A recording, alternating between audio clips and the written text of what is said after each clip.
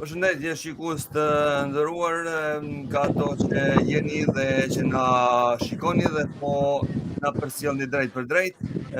Ju përshëndesim me përshëndetjen e përzemërt, përshëndetjen më të mirë, paqja dhe bekimi i Zotit qofshin mbi gjithë juve.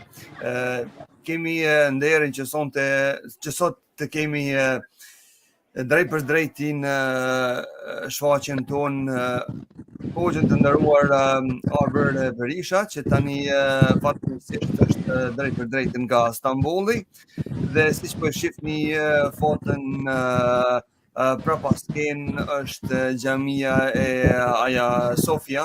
Hoxhë nderuar, mirë se erdhët dhe faleminderit që pranuat të kemi një intervistë drejt për drejt sot. Mirë se u gjem shpëtim. Assalamu alaikum wa rahmatullahi ta'ala wa barakatuh. Nga qendra e kulturave botërore, nga qendra e madhe islame këtu në Aja Sofia, në xhaminë e Sultan Mehmet Fatiut, ku vinë vizitorë nga gjithë bota dhe prezantojnë dhe shohin këto vepra madhore, gjigante që i kanë lënë besimtarët në të kaluarën si shembull dhe rrnek për njerëzimin, se si duhet ndërtu një shtet dhe si duhet ndërtu një civilizim që formon imazhe në mendjet dhe kokat e njerëzve.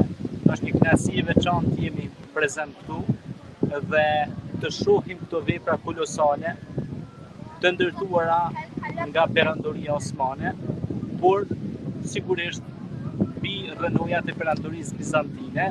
Ata vetëm se i kanë perfeksionuar më shumë dhe i kanë ndërtuar këtë perandori gjigante, që me të vërtet njerëzit vinë nga gjitha anët e dunjas, e shohin këtë mrekulli dhe këtë xhevahir të shmushëm dhe këtë xhami që e kemi tani në sfond, pra direkt drejt për drejt i live nga edhe nga radioja që jeni duke transmetuar në moment dhe nga kanalet tona që jemi mundur vazhdimisht të bëjmë aktivitete të ndryshme të fushës së kulturës dhe qytetërimit islam. Fillimisht na trego pak se çka të shtyri që shkosh ta vizitosh sot Aja Sofia atje.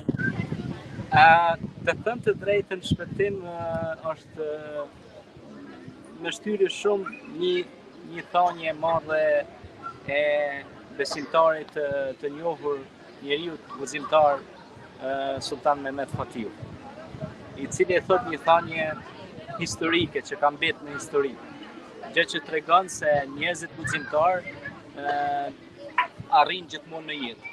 Nëse nuk je guximtar dhe besimtar, nuk mund të arrish suksesin në jetë.